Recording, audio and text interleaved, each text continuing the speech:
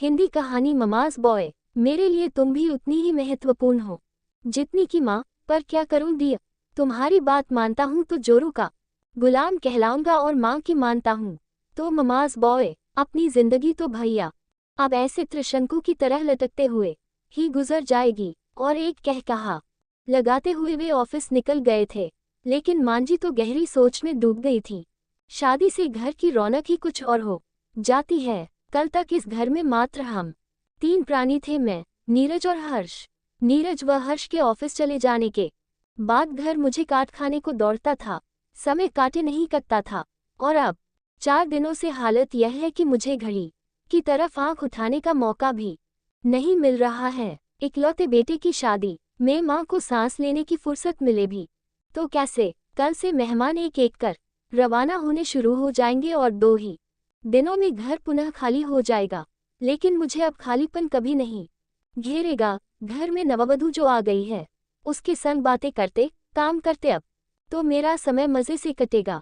एक तरफ घर में नववधू के आने का एहसास मुझे गुदगुदा रहा था, तो दूसरी ओर कुछ चिंताएं भी घेर रही थीं।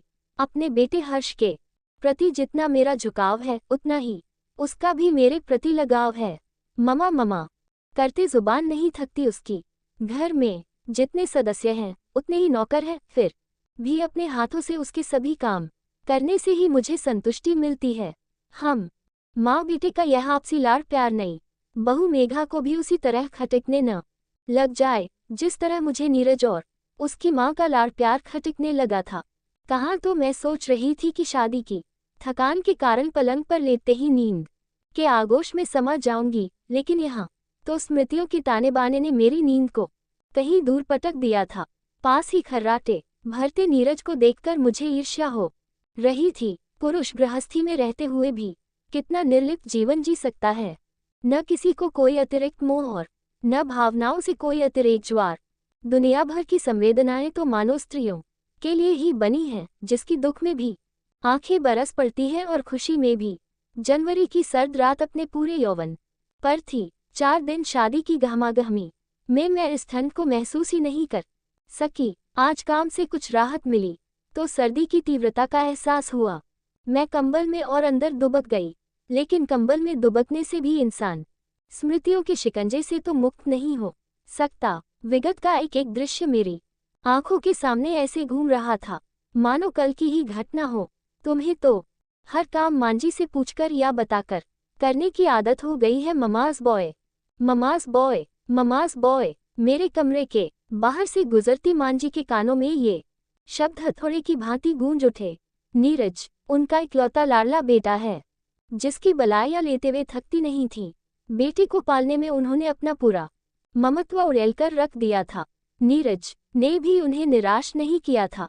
माँ के सब अरमान पूरे करना वे अपना पहला कर्तव्य समझते थे। अपनी बहू यानी मुझसे भी मांझी को कोई शिकायत न थी। दरअसल बेटे से उनका जुड़ाव इतना गहरा था कि उससे जुड़ी हर चीज उन्हें प्रिय थी, फिर चाहे वह सजीव हो या निर्जीव। इसलिए नीरज का रुमाल भी उन्हें उतना ही प्रिय था जितना कि उसका बेटा या बीवी। लेकिन यही मांझी से भूल हो गई। वे भूल गई कि बीवी में संवेदनाएं होती हैं, वह रुमाल की तरह भावशून्य नहीं होती। अपने अंधमोह में उन्होंने कभी यह जानने की चेष्टा ही नहीं की कि मैं उनके इस पुत्रमोह को पसंद करती हूँ या नहीं। इसलिए उस दिन मेरा नीरज को ममाज बॉय कहकर संबोधित करना उन्हें गहरा मानसिक आघात पहुंचा गया। लेकिन उससे भी अधिक आश्चर्य हुआ था उन्हें नीरज की प्रतिक्रिया सुनकर। कम ऑन नीरा डार्लिंग, मेरे लिए तुम भी उतनी ही महत्वपूर्ण हो जितनी की माँ। पर क्या करूँ डियर, तुम्हारी बात मानता हूँ तो जोरू का गुलाम कहलाऊंगा और माँ की मानता हूँ तो ममाज बॉय। अपनी जिंदगी तो भैया अब ऐसे त्रिशंकु की तरह लटकते हुए ही गुजर जाएगी।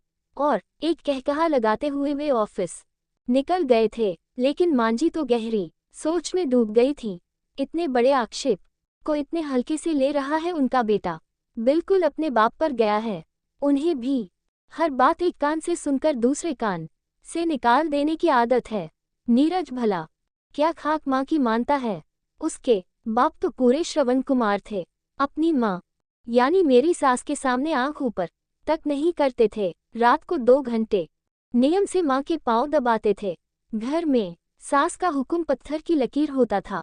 वे बेचारी दबी जुबान से कभी पति को कुछ कहती तो वे भी उनकी बात इसी तरह मजाक में उड़ा देते जैसे आज नीरज ने उड़ाई है। यदि उनके कारण नीरज की हालत त्रिशंकु की तरह हो गई है तो ठीक है, वे अब से उससे कोई अपेक्षा नहीं रखेंगी, उससे एक दूरी बनाकर रखेंगी ताकि उस बेचारे को बहू के ताने न झेलने पड़ें। उस दिन के बाद से मांझी ने अपने आप को पूरी तरह से बदल लिया था। बापूजी के 3 बंदरों को उन्होंने स्वयं में आत्मसात कर लिया था। न कुछ बोलना, न कुछ सुनना और न कुछ देखना। एक दिन मैं और नीरज किसी रिश्तेदार की शादी में जाने के लिए घर से निकल रहे थे। मांझी ने पहले ही तबीयत ठीक न होने का बहाना कर साथ चलने से इनकार कर दिया था। पिताजी शादी समारोहों से वैसे ही दूर रहते थे। मैं अपने मेकअप को अंतिम टच दे रही थी कि नीरज की आवाज़ सुनाई दी। वे मांझी से पूछ रहे थे कि शादी में कितने रुपए लगाने हैं। मांझी ने तमक कर जवाब दिया था, इतनी छोटी छोटी बातें मुझसे पूछने की आवश्यकता नहीं है। जो तुम्हें और नीरा को उचित लगे वैसा कर लिया करो। माँ का ये रूप नीरज के लिए सर्वथा नया था। वे अचकचाकर वहां से हट गए। समाचार देखते पिताजी ने भी एक क्षण को नजरें उठाकर माँ की ओर ताका, पर फिर जाने क्या सोचकर पुनः टीवी देखने लगे। लेकिन मुझे लग गया कि हो न हो मांझी ने उस दिन का हमारा वार्तालाप सुन लिया है और अब वे चोट खाई सर्पिनी की तरह बदला लेने पर उतारू हैं। एक बार की तो मैं डर गई, लेकिन फिर सोचा अच्छा ही है कि चोट खाकर मांझी अपने केंचुल में सिमट रही हैं। मैं क्यों उनकी परवाह करूं? मैंने कुछ गलत थोड़े ही कहा था। उसके बाद भी कुछ मौके ऐसे आए जब नीरज ने मांझी से कुछ पूछना चाहा और मांझी ने उन्हें झिड़क दिया। तब से नीरज मांझी से कतराने लगे और हर बात में मुझसे सलाह मशविरा करने लगे। शायद मेरा अहम यही चाह रहा था, लेकिन बेटे पर अपना एकाधिकार खंडित होते देख मांझी कुंठित रहने लगी थी। ये कुंठा समय असमय झल्लाहट बनकर उनके सीने से निकल पड़ती। मामाजी के पोते के मुंडन संस्कार के समय ऐसा ही वाकया हुआ था। इकलौती बहन होने के कारण मांझी और संग में पिताजी को समारोह में जल्दी पहुंचना था। तय हुआ कि मैं नीरज के ऑफिस से आने के बाद उनके संग पहुंचूंगी। पोते से स्वाभाविक जुड़ाव के कारण मांझी ने हर्ष से अपने संग चलने का आग्रह किया, लेकिन उसने ये कहकर इनकार कर दिया कि वह अपनी मम्मी के संग आएगा। बस मांझी का दबा हुआ आक्रोश फूट पड़ा। हाँ, मम्मी के संग ही आना।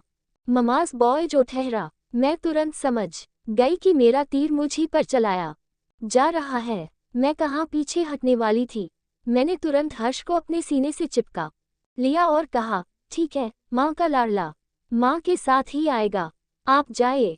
मेरी इस हरकत से मांझी और चिढ़ गईं और बोली, पर कल को इसकी बहू को यह माँ बेटे का लाड प्यार पसंद नहीं आया तो? मांझी, मैं उन माँओं में से नहीं हूँ जो बेटे की शादी के बाद भी उसे अपने पल्लू से बांधे रखती हैं। शादी के बाद हर्ष की अपनी गृहस्थी होगी, जिसे वह स्वनिर्णय या अपनी बीवी के परामर्श से चलाएगा। मैं एक आदर्श माँ की तरह उसमें कदापि हस्तक्षेप नहीं करूंगी। पिताजी ऑटो ले आए थे, इसलिए हम सास बहू की तकरार वहीं समाप्त हो गई। मांझी ने उस दिन के बाद अपना मुंह पूरी तरह सिल लिया था। घर की शांति के लिए नीरज ने भी चुप्पी साधना ही बेहतर समझा। पिताजी की तरह वे भी धीरे धीरे आत्मकेंद्रित रहने लगे। हर समय ऑफिस की फाइलों में लीन। सेवानिवृत्ति के बाद फाइलों का स्थान अखबार और पत्र पत्रिकाओं ने ले लिया। पिताजी का अब तक स्वर्गवास हो गया था। मांझी उम्र के अंतिम पड़ाव पर थी। हर्ष युवा हो चला था तो मैं प्रौढ़ा। अब मैं मांझी की मन स्थिति समझने लगी थी। बेटे पर अपना एक अधिकार छिन जाने का भय मुझे भी कुछ कुछ सताने लगा था। मांझी के प्रति आक्रोश सहानुभूति में बदल चुका था, पर मैं उसे व्यक्त करने में हिचकिचाती रही। और फिर बेटे के प्रति स्नेह का सागर दिल में समेटे ही एक दिन मांझी भी इस लोक से विदा हो गईं। आज घर में नववधू के आगमन के साथ ही मांझी से जुड़ी समस्त यादें पुनर्जीवित हो उठी हैं। घर की शांति बनी रहे, इसके लिए मांझी ने अंततः अपनी ममता के उफनते ज्वार को काबू में कर लिया था। मैं भी आज से हर्ष और उसकी गृहस्थी से जुड़े समस्त अधिकार नववधू मेघा को सौंपती हूँ। माँ जी के सम्मुख मैंने जो आदर्श माँ का दम्भ भरा था, उसे हकीकत में परिवर्तित करके दिखाऊंगी, ताकि कल कोई और विद्रोहिणी नीरा न पैदा हो जाए। इस दृढ़ निश्चय से मेरे अशांत मन को गहरी शांति मिली और मैं शीघ्र ही नींद के आगोश में समा गई। आधी रात के बाद कानों में मम्मी जी की फुसफुसाहट सुन मैं चौंक कर उठ बैठी। नववधू मेघा अपने रात्रि परिवेश में ही मुझे उठाने का प्रयास कर रही थी। फुसफुसाहट इस बात का संकेत थी कि उसे नीरज के उठ जाने का भय था। किसी अनिष्ट की आशंका से मैं कांप उठी। कहीं प्रथम यामिनी में ही हर्ष ने ममा के प्रति लाड़ जताते हुए कुछ ऐसी वैसी बात तो नहीं कह दी कि मियाँ बीवी लड़ बैठे और मेघा उसे बुलाने आ गई। मेरी घबराहट भांप कर मेघा फिर फुसफुसाई, हर्ष की तबीयत कुछ ठीक नहीं है, आपको बुला रहे हैं। मैं नंगे पांव बिना शॉल लपेटे ही मेघा के पीछे हो ली। हर्ष बेटे क्या हुआ? घबराओ नहीं माँ। शादी में इतने दिन उल्टा सीधा खा लेने से पेट गड़बड़ा गया है। 5-5 दस्त हो चुके हैं। मैंने सोचा आपसे दही हल्दी बनवाकर खा लूंगा तो तबीयत संभल जाएगी। मैं अभी बनाकर लाए, कहकर मैं उल्टे पांव रसोई की ओर जाने लगी। तभी मुझे अपने कुछ समय पूर्व किए गए निश्चय की बात याद आ गई और मैं वहीं ठिठक कर रुक गई। इतिहास अपने को दोहरा रहा है। यदि हर्ष इसी तरह अपने हर काम के लिए मुझे बुलाता रहा तो कोई आश्चर्य नहीं कि कल मेघा भी उसे ममाज बॉय की उपाधि दे दे, जो मैं कदापि नहीं चाहती थी। मुझे आज पहले दिन से ही हर्ष की देखभाल की संपूर्ण बागडोर मेघा को सौंप देनी चाहिए। यह सोचकर मैं वापस मुड़ी। क्या हुआ माँ? बेटा, इतने से काम के लिए तुमने मुझे क्यों बुलवाया? अब तुम्हारी सार संभाल के लिए मेघा तुम्हारे पास है, तुम्हें उसे सौंपकर मैं बिल्कुल निश्चिंत हो चुकी हूँ। अब तुम अपनी जरूरत उसे बताया करो।